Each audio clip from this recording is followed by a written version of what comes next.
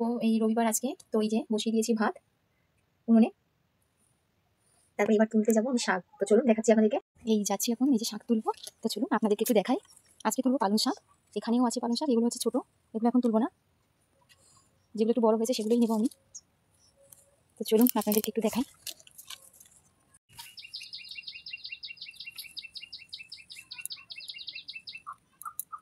এগুলো তুলছি পালং শাক, এগুলো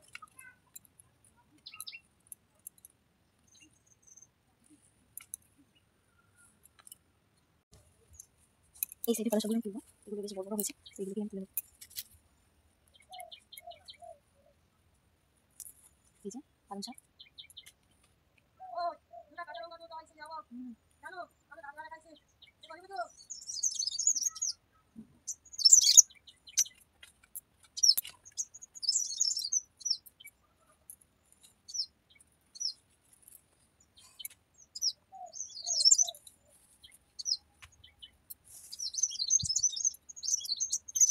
এগুলো ফ্রেশ ফ্রেশ আছে, তুলে নেবো।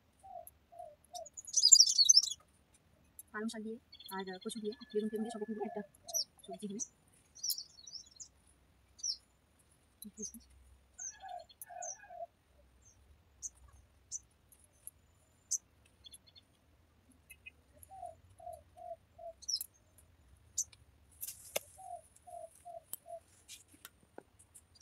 তুলে নিয়েছি পালং শাক।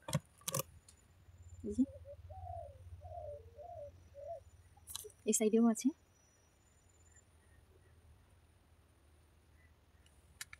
এই যে লঙ্কা তুলে নেব। পালং শাকে কাঁচা লঙ্কা না দিলে ভালো লাগবে না, তো এই যে কাঁচা লঙ্কা।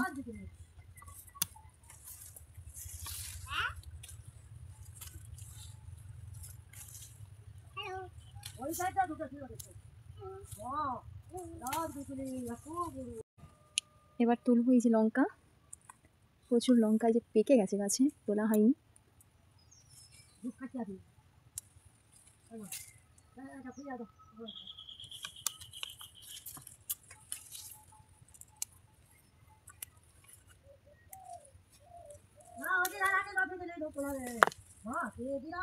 তুলবো হচ্ছে কচু, তো চলুন সেটা দেখাই আপনাদেরকে।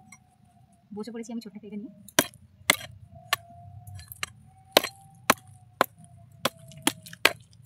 এই যে কচু,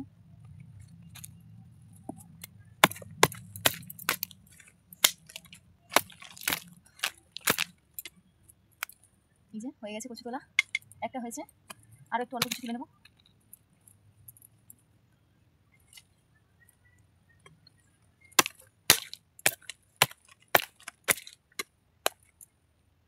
এগুলো এখন সেরকম একটা বড় হয়নি, তো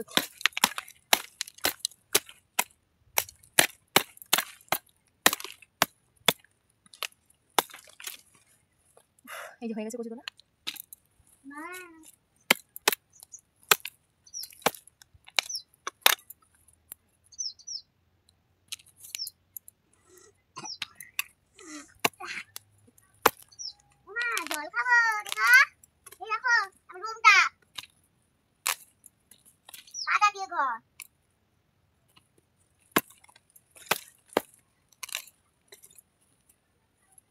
ব্যাস এগুলো হলেই আমার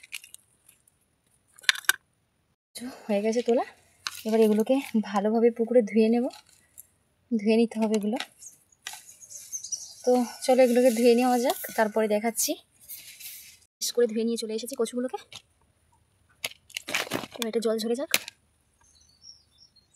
গাছ থেকে তুলে নিয়েছি দুটো বেগুন, কিছু লঙ্কা আর এই যে পালং শাক। সব বাড়ির সবজি দিয়েই আজকে রবিবারের রান্নাটা হবে। তো মাছ আছে, মাছ করবো। এই যে এটা আছে মাছ, ফ্রিজে ছিলাম, ফ্রিজ থেকে বের করলাম, তো বড়টা বলে যাক। এটা আছে পোনা মাছ। তো দেখা যাক পোনা মাছ দিয়ে কি তৈরি করা যায়।